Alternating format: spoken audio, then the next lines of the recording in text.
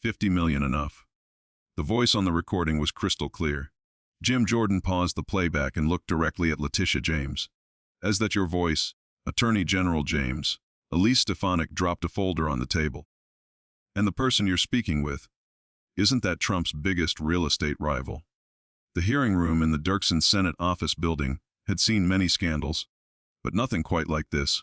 Letitia James, the woman who'd built her career on prosecuting Donald Trump, sat frozen at the witness table. Her usual confident smirk was gone, replaced by something that looked dangerously close to terror. Behind her, three of New York's most expensive lawyers whispered frantically. Across from her, Jim Jordan and Elise Stefanik arranged their evidence like prosecutors preparing for an execution. Which, politically speaking, they were. The recording continued. A man's voice, slightly accented. "The 50 is just the start. There's another 100 million once Trump's empire falls. But we need more than investigations. We need convictions. We need destruction." James's voice responded, "I'll deliver. I've got the entire Southern District in my pocket. Trump won't know what hit him." Jordan stopped the recording. The silence that followed was deafening.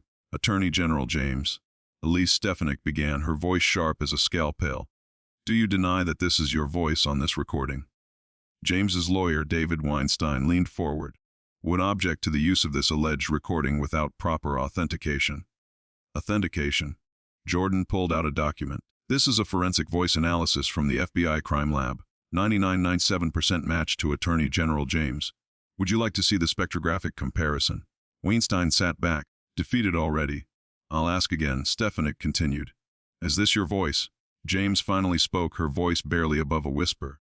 "I don't recall this conversation. You don't recall discussing $50 million. Jordan's voice dripped with disbelief. "This conversation happened 6 months ago. You don't remember negotiating the biggest bribe in New York judicial history." "I speak with many people about many topics. About destroying Donald Trump for money." Stefanik interrupted. "How many of those conversations do you have?" The door to the hearing room opened. A young FBI agent entered, handed Jordan a note, and left quickly. Jordan read it, his eyes widening. "Ladies and gentlemen," he announced, "I've just been informed that FBI agents are currently executing search warrants at Attorney General James's office, home, and campaign headquarters." James shot to her feet. "What? On what grounds?" "Sit down," Jordan ordered. "The grounds are corruption, bribery, abuse of power, and conspiracy to deprive a citizen of their civil rights. The evidence we're about to present will make those charges crystal clear." 3 weeks earlier, Marcus Thompson had walked into the FBI's New York field office with a story that seemed too explosive to be true. As Letitia James's chief advisor for 2 decades, he'd seen it all. But what he'd witnessed in the past 2 years had finally broken him. "She's not the person I thought I knew," Thompson had told the agents. The Trump prosecutions, they were never about justice. They were about money. Big money. Now, as he sat in the witness section of the hearing room, Thompson felt the weight of his betrayal, but he also felt the relief of a clear conscience. "Mr. Thompson," Stefanik called, "please take the witness stand."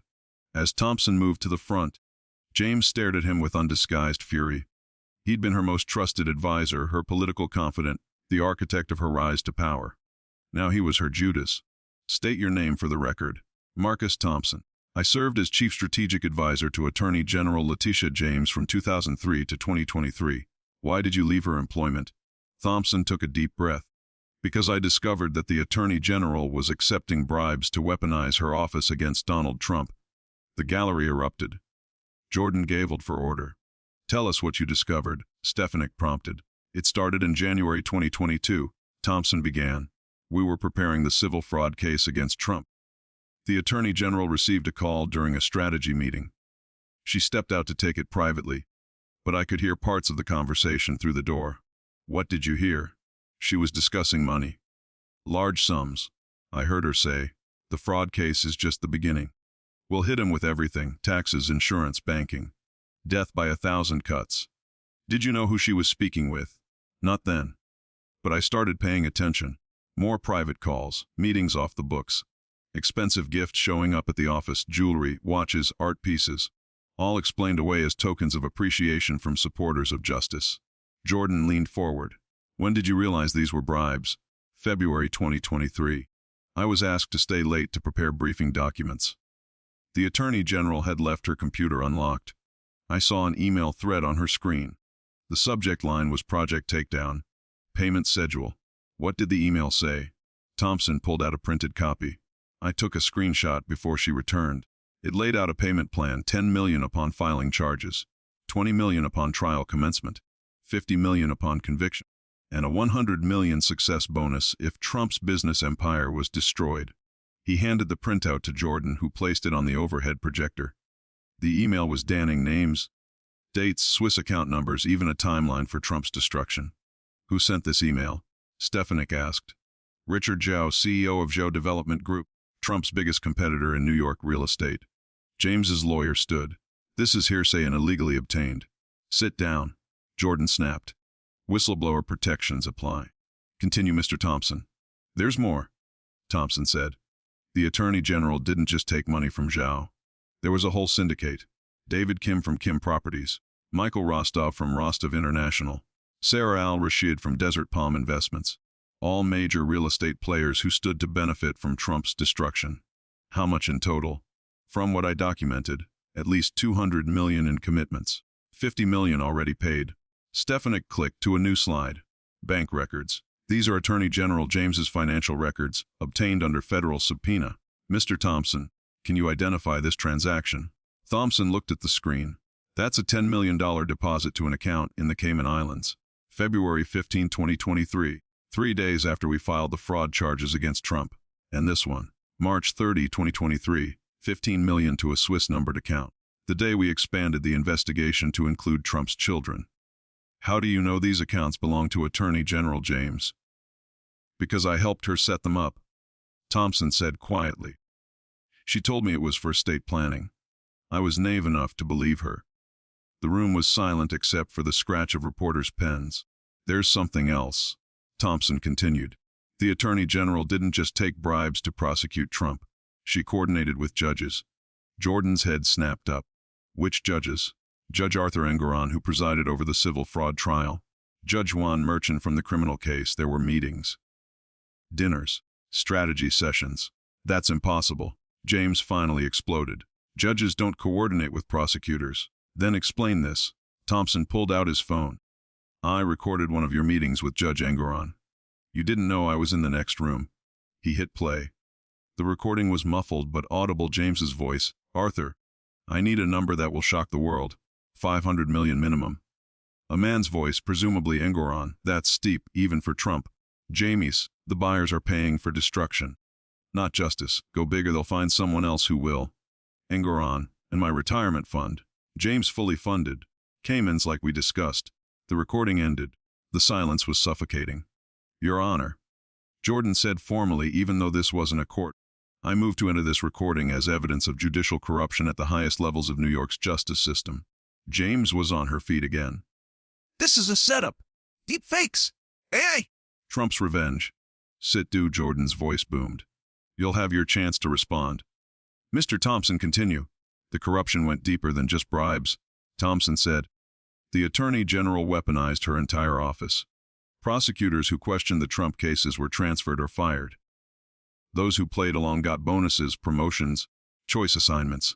Do you have proof? Thompson handed over a thick folder. Performance reviews. Before and after. Anyone who showed enthusiasm for destroying Trump got glowing reviews and raises. Anyone who suggested we follow normal procedures got marked down. Stefanik took the folder, flipping through it. This is systematic. This is Rexel-level corruption. It gets worse, Thompson said. The Attorney General shared confidential information with Trump's business competitors. Grand jury proceedings, sealed evidence, defense strategies. Everything Trump's lawyers filed, his enemies knew within hours. How? Weekly briefings. She called them stakeholder updates. I thought she meant the public. She meant the people paying her. Jordan pulled out another document. Mr. Thompson, are you familiar with Operation Sledgehammer? Thompson nodded grimly. The Attorney General's code name for the coordinated destruction of Trump's business empire. It wasn't just about legal cases. It was about leaking to the media, coordinating with banks to call in loans, pressuring insurance companies to drop coverage. Total warfare. Who participated in these meetings? The usual suspects. Zhao, Kim, Rostov, Rashid, but also media figures, executives from CNN, MSNBC, the New York Times. They coordinated coverage to maximize damage. Name names. Thompson listed them. Household names in journalism. People who'd won Pulitzers for their Trump coverage. All of them apparently on the take. James's lawyers were frantically writing notes, whispering urgently. She looked like she'd aged 10 years in 10 minutes. Mr. Thompson, Stefanik said, you mentioned Judge Mercham. Tell us about him. Similar arrangement. The Attorney General promised him elevation to the federal bench if he delivered convictions, plus a retirement package worth $20 million. Do you have evidence? Thompson pulled out another recording device. I started recording everything after I realized what was happening. This is from March 2024. The recording played. James's voice was clear. Juan, I don't care about reversible error. I care about convictions before the election. Make it happen and you'll be on the Second Circuit by Christmas. Merchant's voice. What about appeals? James, by the time appeals happen, Trump will be finished. His business destroyed, his reputation gone. Even if he wins on appeal, he loses. The federal bench nomination. You're certain? James, already discussed with Schumer. You deliver Trump's head, you get your robe. The recording ended. Several people in the gallery stood and left, presumably to file stories. This is a conspiracy, Jordan said slowly, at the highest levels of New York's justice system. Attorney General James, do you have anything to say? James looked at her lawyers, who shook their heads. She was trapped. The evidence was overwhelming. I invoke my Fifth Amendment rights, she said quietly. Now do you want to stay silent? Stefanik's voice was ice. After 3 years of press conferences about holding Trump accountable, I invoke my Fifth Amendment rights. James repeated. Jordan said, but Mr. Thompson isn't done. Are you, sir? Thompson shook his head. There's one more thing. The money wasn't just about Trump. The Attorney General was building a war chest for her own gubernatorial run. She planned to use Trump's destruction as her launching pad to the governor's mansion. He pulled out a final document. This is a memo she wrote to her inner circle. Subject line: Post-Trump political strategy. Jordan read aloud, once Trump is convicted and his empire crumbles, I'll be the woman who brought down the king. Governorship in 2026, White House in 2032. The donors who funded the Trump takedown will fund my rise. They're not buying justice. They're buying a future president. She was selling her office, Stefanik said with disgust. Selling justice itself. The door opened again. This time, it was a senior FBI agent. Mr. Chairman, the agent said, we've completed the initial search of Attorney General James's office. We found something you need to see immediately. Jordan nodded. Proceed. The agent handed over a laptop. This was in her personal safe. It contains encrypted communications with foreign nationals. The Attorney General wasn't just taking domestic bribes. She was communicating with Chinese state-owned enterprises interested in acquiring Trump properties at fire sale prices. The room erupted. This wasn't just corruption. It was borderline treason. James's lead attorney stood. We need a recess. My client needs. Your client needs a criminal defense attorney, Jordan interrupted. This hearing is exposing federal crimes. Bribery, conspiracy, RICO violations, and now possible foreign corruption. He turned to the FBI agent. Are you prepared to make an arrest? The agent nodded. We have warrants. We were waiting for your signal. Jordan looked at James one last time. Attorney General James, you swore an oath to uphold the law. Instead, you sold it to the highest bidder. You turned the justice system into a weapon for hire. You betrayed every citizen who believed in equal justice under law. He nodded to the FBI agent. Do your duty. As the agents approached, James finally broke. Wait, I'll cooperate. I'll tell you everything. Too late for that, Stefanik said coldly. You had 3 years to come clean. You chose greed instead. It wasn't just me, James shouted as the handcuffs clicked. It goes higher. Schumer knew. Schiff knew. They all knew. Then you'll have plenty of time to tell us about it, Jordan said, from federal custody. As they led her away, James passed by Marcus Thompson. You destroyed me, she hissed. No, Thompson replied sadly. You destroyed yourself. I just couldn't watch anymore. The aftermath was swift and brutal. Within hours, Judge Engoron and Judge Merchant were arrested at their homes. Richard Zhao was taken into custody trying to board a private jet to Shanghai. The other real estate moguls who'd funded the conspiracy were rounded up in coordinated raids across Manhattan. The media figures were harder to arrest. Journalists had First Amendment protections. But several resigned in disgrace when their financial connections to the conspiracy were exposed. By evening, Letitia James's prosecution empire had crumbled. Every case against Trump was under review. Every conviction was being appealed. Every verdict was now suspect. The woman who'd promised to destroy Trump had destroyed herself instead. In her cell that night, Letitia James had plenty of time to think about how it all went wrong. She'd started as an idealistic prosecutor, genuinely believing Trump was corrupt. But somewhere along the way, she'd become the very thing she claimed to fight. The bribes had started small. A donation here, a gift there. Then bigger offers. Promises of wealth, power, political support. All she had to do was stretch the law a little, push the boundaries, turn prosecution into persecution. She'd told herself it was justice, that Trump deserved it, that the ends justified the means. But deep down, she knew the truth.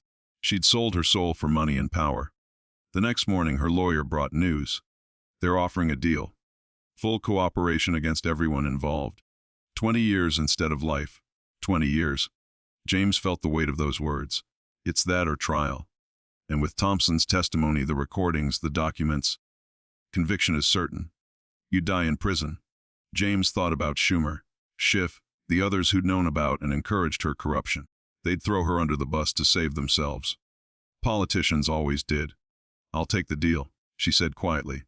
I'll tell them everything.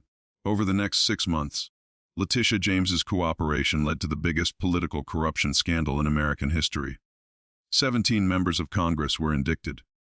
3 federal judges arrested. Dozens of state officials charged. The network of corruption she exposed reached from New York to Washington to Silicon Valley. Tech billionaires who'd funded the anti-Trump campaign. Hollywood moguls who'd coordinated media attacks. Foreign governments who'd been promised pieces of Trump's empire. All of it traced back to one simple truth. They'd tried to destroy Trump not because he was guilty, but because he stood in their way. In the end, Donald Trump's real crime had been refusing to play their game. So they tried to destroy him using the very justice system, meant to protect citizens from such abuse. But the truth has a way of surfacing. And when it did, it wasn't Trump who fell. It was everyone who tried to destroy him. Letitia James was sentenced to 18 years in federal prison. She served every day. Judge Engoron got 15 years. Judge Merchant got 12. Richard Zhao fled to China but was eventually extradited. He died in federal custody awaiting trial. Marcus Thompson entered witness protection. He now lives under an assumed name, finally at peace with his conscience. The Trump cases were all dismissed with prejudice. The civil fraud verdict was vacated. The criminal convictions overturned, and somewhere in Mar-a-Lago, Donald Trump sat in his office, looking at the headlines. He didn't smile. He didn't gloat. He just nodded once and got back to work. Because he'd known all along what they were. And he'd known that eventually everyone else would know too. The truth always wins in the end, even if it takes a while to get there.